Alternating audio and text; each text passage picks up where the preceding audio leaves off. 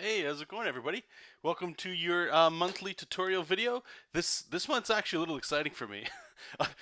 I would honestly say maybe 2 years ago when we started talking about this, and granted, it's just a piece of paper that you can see on your screen, but around 2 years ago, I started noticing a lot of you guys were talking or asking more about this sort of thing.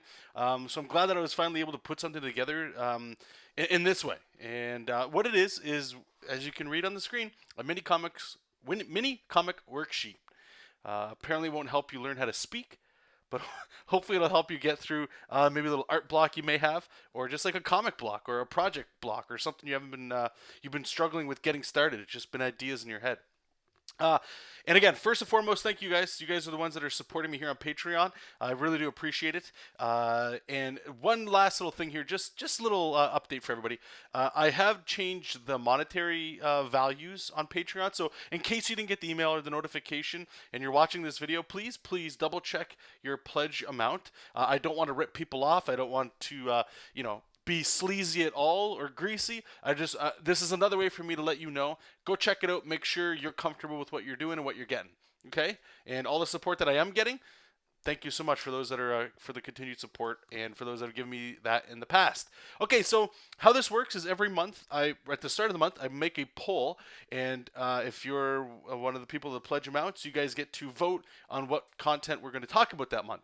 Now, this content is driven specifically towards you guys and ladies out there, okay? So in this video, you can leave a comment below here, or you can go to the previous poll that we just had for this and leave a comment there, or go on YouTube here, leave a comment. Let me know what topic you'd like for next month, so for November, okay? And I always take what you guys are saying. If any of you do have a topic you'd like addressed, just again leave it there. It always makes it into the poll, and then I let you guys have at it, and whatever gets the most votes goes there, okay? So please, I encourage you guys to do that. If not, I can always come up for some fun stuff. So the one that won out this month, again, and I'm super excited about it, is the mini comic worksheet here that I finally made time, thanks to you guys. And I know it looks super simple, but I tried to break it down in a way that, it's simple enough that you might get a little bit excited. It's a little like a cheat sheet, just do this and you'll get something out of it. Now, I'm going to quickly go over it and then I'll sort of tell you what I would put in certain spots, but it's pretty cut and dry. This is going to be a super simple video. Linked on the Patreon post. So if you're watching this on YouTube, the Patreon post, there is a link to download the PNG, so you can download it, print it out, do all that cool stuff. Okay, so let's take a look at what the hell we're looking at. So right at the top there, I put 5 pages. Now, the reason why I put 5 pages is it's a healthy amount that makes you have to do work and break you out of your comfort zone. And mostly it's just to make it feel like a little bit like work. I find when people start doing comics, 2 things happen. One, they do like a page or two, literally a page or two, or they go the other route. They don't even start because they think that their story needs to be 20 to 200 and something pages when it's crazy. If you've never done a comic book before, this stuff is a great way to launch yourself forward because 5 pages is enough, again, to make you get a little uncomfortable with the workload, as well as you'll get done quick. So you'll start to feel what it feels like to go through that process in a very limited thing. 5 pages is not the same as completing 22 pages. That's another different feeling. But there's a lot of habits and a lot of mirroring symptoms, I'll say, that you will get from that. Meaning, at the end of all this, if you see it through all the way, and I hope a lot of you do, you'll get a couple things. You'll get motivation for the next one, I hope. And this is real, I'll be blunt with you guys. Sometimes you guys will start this sort of thing and you'll just stop. And you'll find out comics isn't for you. And that's cool. Or you'll come back to this in like a month, 6 months, a year or something, and give it another shot. I've seen and I've heard from people, it goes both ways. Some people, it motivates them to do something. They just need sort of like that, what's my homework sort of thing, right? And then there's the other side where it's, they think it, but the doubt, and you get inside your own head. And if this isn't enough to push you forward, then you might need a little bit of time to yourself to sort of figure out if this is something you want to do. Okay. Anyway, so it's 5 pages. It's simple. You can get in, you can get done. It can be 6 pages if you would like to make a cover. I don't leave the room for that. Comics isn't about illustration, in my opinion. It's about storytelling, and storytelling is done through comic pages. Yes, in some comics, and I encourage you, not in this, please do not do that in this 5 pages. Do not make a splash page, meaning one whole illustration, which is basically a cover. Do sequential storytelling. That's the whole point of this. Comics is sequential. Of course, comics every now and then have a splash page, but the reason for that is drama. and impact. That's the only reason it's in there. It's not in there because the artist was lazy and didn't want to draw pages that day. Okay? So in this exercise, only do sequential pages. Next up, we have genre. Now, what I like to do here, genre is usually pretty self-explanatory, but the reason I put it here is I would like you to try something. So it could be action, sci-fi, horror, romance, something, right? Just write it in there so that you can always look back at the sheet, and if you're ever at a loss at any point of this, even when you're drawing, let's say it's action, and you're drawing, just have this sheet around you at all times, and that genre word is what's really going to highlight for you, okay? So if it's action, when at every stage of this, character design, all that good stuff, focus on whatever the genre is so that you can really amplify the storytelling. It's meant not as like a reminder, but it's meant mostly as a way to be the driving force, the wedge that separates you from when you didn't start this to why you're starting this, okay? And yeah, genre is just a simple thing, but I'm telling you guys, it's a huge thing. Think about this. Over 6 months, let's say you do this 5 times, and each time you do it is a different genre. That's huge. You'll be able to see where you'll grow and what angles that you'll see new things coming in and coming at you from. With a romance, most of us, myself included, draw a love scene. Draw 2 teenagers breaking up. First love's breaking up. That's extremely difficult to do when all you do is draw muscle, JESOP King type characters breaking things. You know what I'm saying? So extend your wings. These are meant to be a little bit of homework, a little bit of discipline, a little aggression, and it can also be fun for sure. But that's why I put it there, just so that it's a little way that you can, like a little signpost to put it in. That's what this is, and I'm not deviating from it for these 5 pages. Next up, we got the beats. Now, if you notice, I put page 1, page 3, and page 5. They're a little bit bigger. And the reason for that is if you guys have heard me, and I hope some of you have over the years, I talk about how I currently like to write. It's inspired by a Doug TenNapel post, and I don't know where it is. You could try to dig it around. I don't even know where he came up with this, but I kind of cobbled pieces together from what I heard it in books I've read. It works for me. It's how I've written JESOP King and that sort of stuff. I should also make a little cliff note here that I encourage this whole process to be done the Marvel style of making a comic book. And if you don't know what that is, essentially it's you get your plots or beats. That's what we're calling them here, beats. They can be called plots. It's the same thing. And you're going to have that for your entire comic. What you'll do is you're not going to write a script. You're going to start drawing ASAP. That's the point of this. We're artists, right? We're storytellers. But our medium is visual. So we need to get drawing ASAP. That's what I really love about the Marvel method. It gets you drawing. But during this process, you can make little notes about what the dialogue can be and what people are saying, right? But what they're saying is also reflected by what you're drawing, and what you're drawing reflects what they're saying. Sorry, I just had a cough there.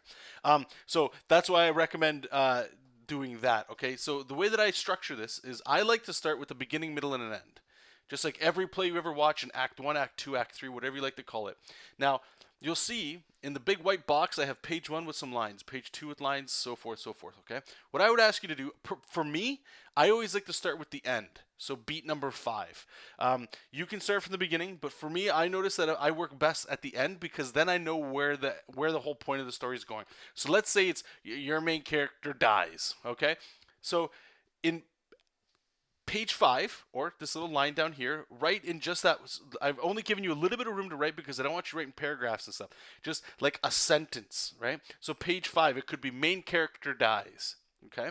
Now for page 1, I'll flip that. So it's the opposite of whatever happens at the end. So the beginning, right? It could be as blunt as main character is born, right? It could be born natural, like from a mother, or maybe the character's resurrected from being what's it called? Frozen for X amount of years. Or maybe it's the character's awaking from being knocked unconscious from that same villain that's going to kill him. It's like think of the Superman story where Doomsday kills him, right? Maybe it's only 5 pages. You can do whatever you want, but you're limited, right? So maybe it's just the character's waking up from being knocked unconscious, but at the end of the story, they're going to die. So when I have the end, right? So again, write down your end in page 5. Then do the total opposite. Just keep this simple. Don't write Shakespeare with this stuff. I want you guys moving forward as soon as you can. So page 1 would be the opposite, right? So character's born or character's alive, wakes up, something like that. Now, page 3, the middle. This is the juicy part. This is the hardest part in writing, is the Act 2. What happens? Right? So the easiest way that I've found out to get through this little like snag is All you need to figure out is why or what happens to have beat slash page 1 turn into page 5, right? So let's go ahead with this superhero story. Our main character wakes up after being knocked unconscious. At the end of the story, he dies. What happens in the middle? What happens for him dying? Let's just say, for simplicity's sake, the bad guy's henchmen capture him. I don't even know if that even sounds great, but that is the transition point to getting the villain to kill him at the end, okay? So the beginning would be character wakes up. Then page 3, which is the middle, is henchmen capture hero. Page 5, the last beat, main character is killed, okay? Now, the reason why I put page 2 and 4, and I know we're throwing numbers out here, so I don't mean to get confusing with you. I just hope if you write this a couple times, you'll get it.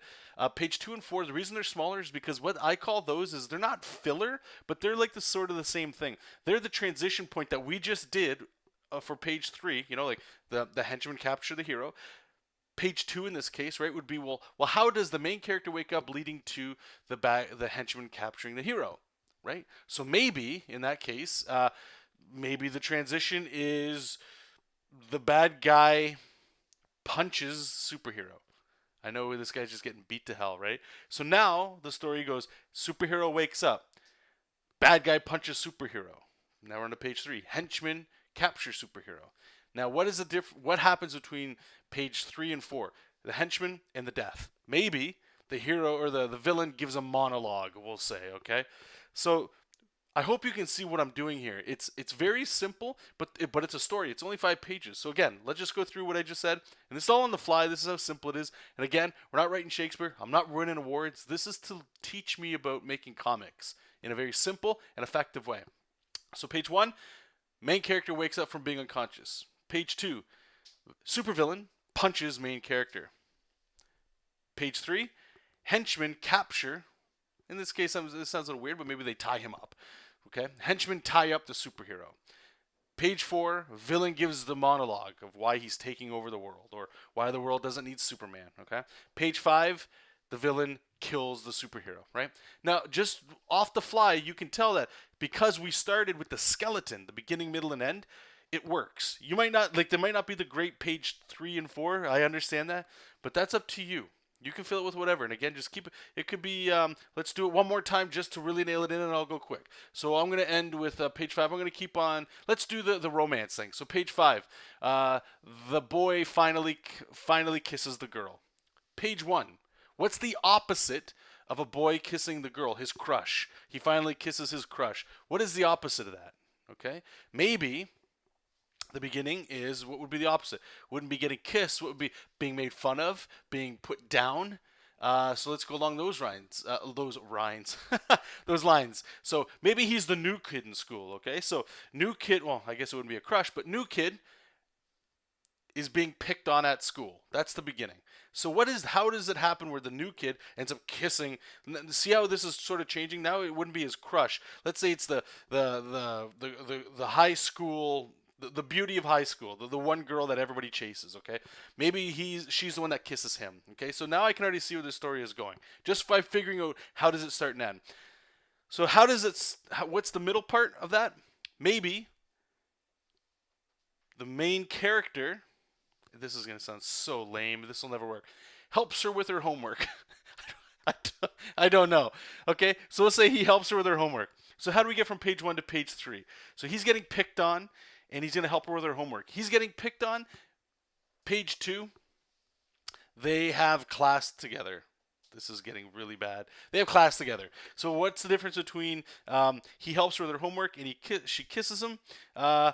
Maybe, what could we do here? This is tricky. You can see how easy it is for me to just have 2 people fighting. Let's say he walks her to the bus. Maybe it's at the, like, this is a really fast-moving comic, apparently. Like, he's walking her to the bus, and she kisses him. That sounds totally lame, for sure, but you can tell my writing chops aren't up to stuff there. But I hope along that path, at least there's something there that you can kind of understand that, like, it's moving along, okay? And please, you know, obviously, I'm saying it over and over again. You can write it however you like. You can spend like a day, maybe a week trying to figure out those plots, but don't overthink it. Just get moving fast, okay? So once you have those written down, the very last thing is right at the bottom. What I've done is I've given you the guys like these little circles that you can just check as you finish, so you know how you're moving along in your little to-do list, right? So the first thing in the whole thing is start from the top, fill this all out, and then your beats are done. Just a little check mark. Second part, this is the best. I put character design, but really it should just say design, okay? Because now that you have your beats, you know who your main character is, who your main antagonist is, where they are, friends, locations. Stage 2 for me is always the best.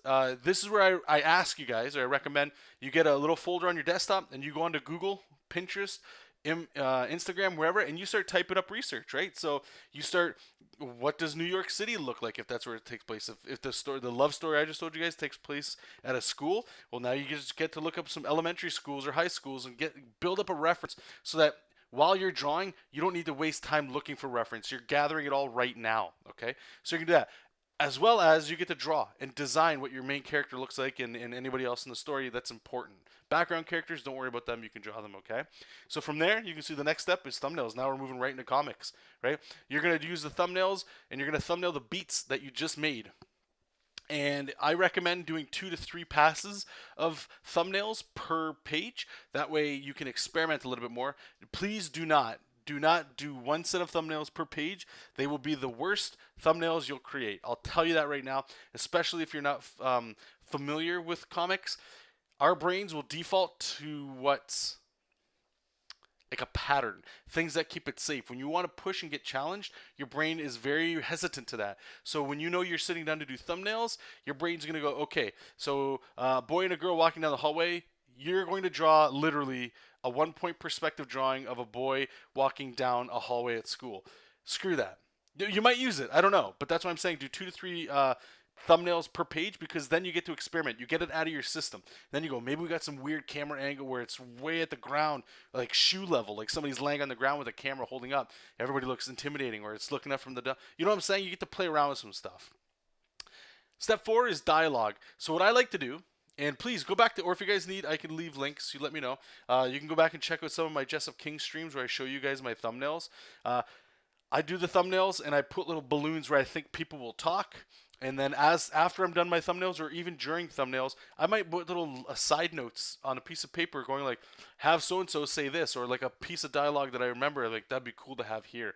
The idea here is just to have that dialogue ready for when you actually need to do it. And finished art, I combine the finished art with the actual finished like speech bubbles all together at the same time. It's the final looking piece. You know what I mean? So you work like when I do this, it's normally like, you know, breakdowns, thumbnails, tight line art, inks, color, flats. If you're gonna do any of that stuff, I didn't want to write a whole checklist because I don't know what your workflow is like.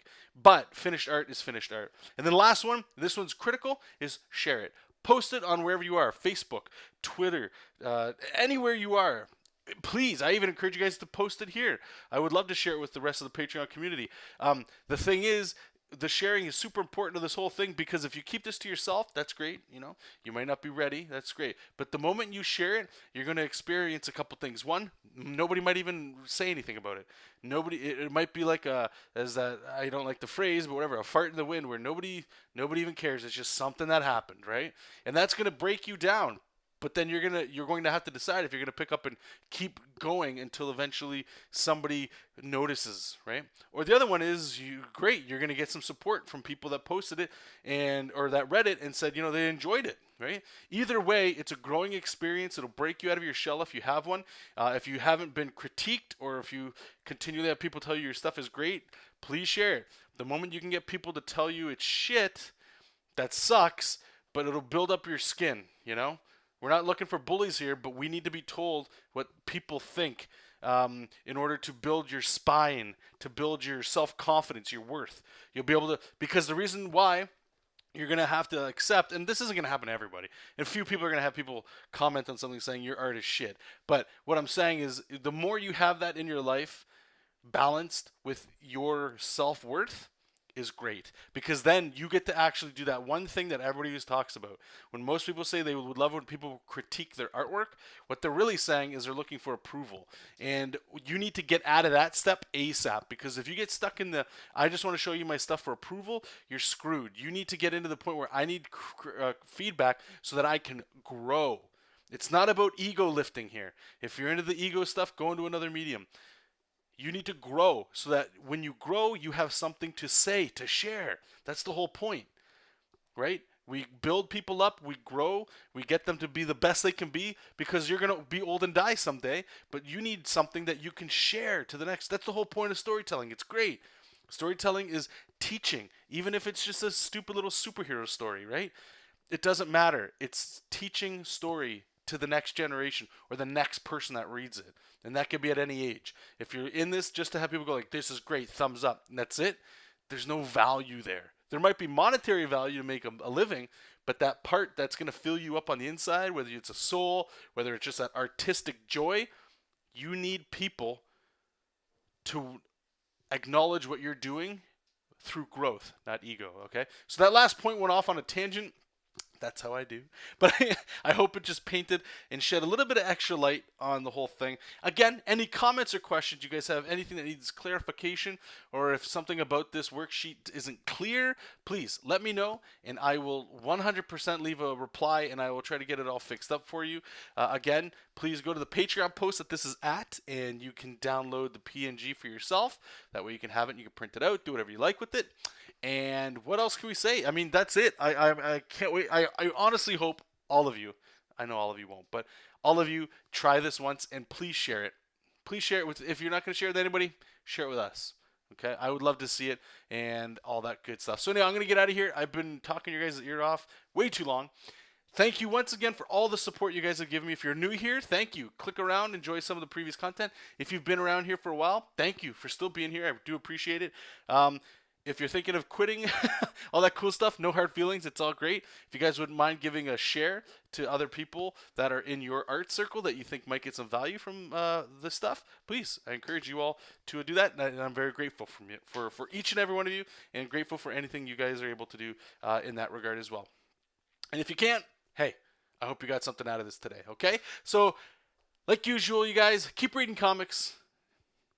Keep making those comics. Make those mini comics. Make those 5-page mini comics. And I'll talk to you all soon. Bye-bye.